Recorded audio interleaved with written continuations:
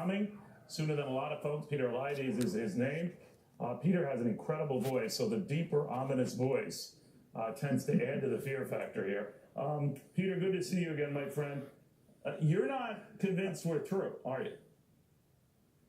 How you doing, Neil? Yeah, I'm doing great. I'm convinced we're through the downside. No, this is, when we spoke, it was a couple of months ago, Neil, and I told you at that time that this signal, the sign of the bear signal, has been variable in terms of how quickly it takes hold. Back in 1929, I think we mentioned it on the show at the time, there was a rally of 10 additional percent to the upside on the Dow. Well, guess how far since my appearance, I checked yesterday, Neil, since my appearance with you a couple of months ago, the S&P is up almost exactly 10% to the high, and now that was given away in a couple of days. So no, are we done to the downside? There's a long way to go to the downside. We're going to get bounces, and some of them big, and a lot of them will make people think, phew, thank goodness that's over with. But if this is truly going to be a bear market, there's a long way to go, Neil. How much longer?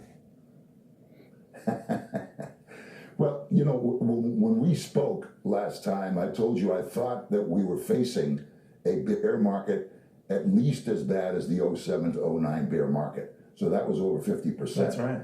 And I still think that's going to happen. It's not going to happen in the next 6 weeks. But that one at least had months. a catalyst, right, Peter? I mean, a concern about financial stability and whether our whole mortgage industry was, a fraud, which it turned out to be. I mean, there are a lot of people that are scratching their heads on this when they argue economic fundamentals are sound, that corporate earnings are robust. 8 out of 10 of the S&P 500 reporting seem to be echoing that. But you look at other things. Explain.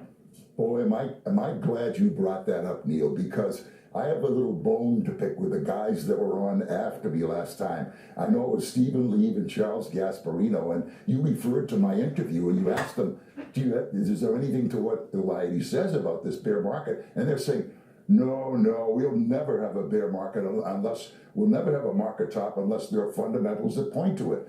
Well, they're absolutely wrong, Neil. There's no top in history that the fundamentals have pointed to. Go back to January of 73, a huge top in the market. The Barron's headline in January of 73 was "Not a bear among them," referring to all the experts. If you're a fundamentalist, you're not going to come close to picking market tops. But don't fundamentals change?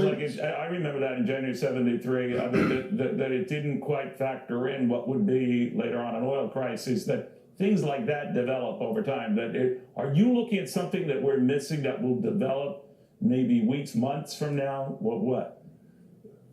Absolutely, because the market leads the fundamentals, although I can't tell you what it's going to be. That's the big trick. If you count on fundamentals to lead you through the volatility of the market, Neil, you're not going to be very Peter, successful. You follow charts. You're one of the brightest minds in Wall Street. Other people agree or disagree with your market forecast.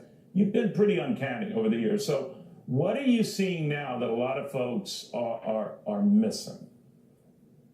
Well, I'm seeing a couple of things, Neil. First of all, I began to see at the end of last year, towards the end of last year, the kind of churning action that takes place as the market seems to be going straight up. The advanced declines are churning. In other words, there's no big up days, no big down days. The no big up days tells you that there's not the kind of leadership and strength internally in the market that you look for in a continuing bull market. The lack of big down days tells you the sentiment remains very, very high. Because there are no big down days, everyone's buying the dips. And speaking of sentiment, how about this, Neil? Some of the numbers that we see from Investors Intelligence, people like that, show the greatest number of bulls and the fewest number of bears in the last 30 to 35 years. So the whole background. So if you're a contrarian, because that would be, you'd run the other way if that's how people feel. Exactly. But what about all these other derivative products, these outside products? I was startled to see this development pick up steam over particularly the last few years, where there are more ETFs and mutual funds and all these elaborate products that vastly outnumber the number of stocks. It's gotten weird, right? That's a fabulous point, Neil, because what we're looking at now, I don't know how accurate this is, but I heard, this was a year or two ago, that the derivatives market, the options and the futures on options, is a $250 billion market. In fact, a multi-quadrillion-dollar market. That number is inconceivable. That's where the risk comes in. When something like that starts to happen, we've seen the last couple of days a kind of hint of what we may end up seeing ultimately. And the interesting thing is, if you don't mind, Neil, let me ask you a quick question. How many people that you've spoken to in the last 2 or 3 days are really concerned about this market? What percentage? You and maybe 2 others. There you go. I'm not exaggerating. I think that's about the percentage.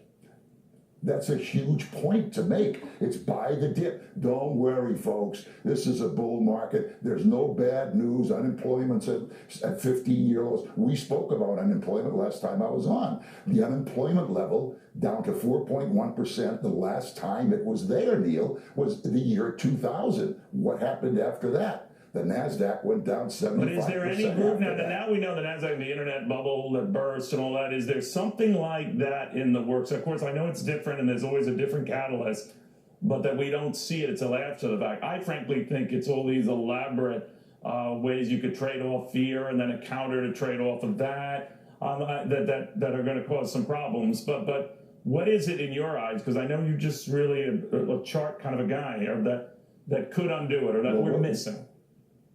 What's been the huge excitement over the last 4, 5, 6 months in the financial markets is Bitcoin. Okay. Yeah. And we see what's happened to that. That led this whole procedure, remember. I mean, we start to see that. So you think Bitcoin is like the NASDAQ bubble? It is a metaphor for this mania, right? Very roughly analogous, but yes, analogous, yes. Okay. What about the president? And of course, he talked this market up. A lot of people are going to say you should take account for going down. I know you're not a political guy. What do you think?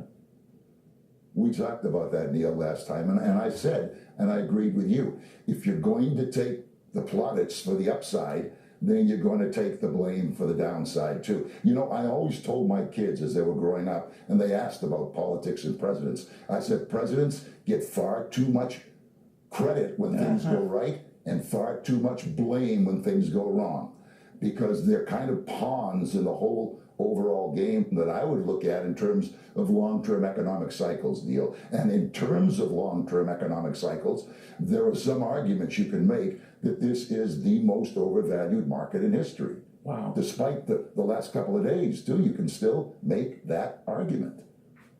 Here's the difference between you and me. You talk to your kids about things that really matter. I told my kids, your mom and I are spending all the money. We're not leaving anything for you guys. And it always alarms them. It gets them a little alarmed, but it gets them on a straight and narrow right away.